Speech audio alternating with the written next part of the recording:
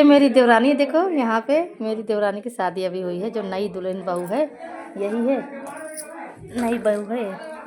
ये देखो, हाँ शर्मा रही है, एकदम से शर्मा रही है एकदम से।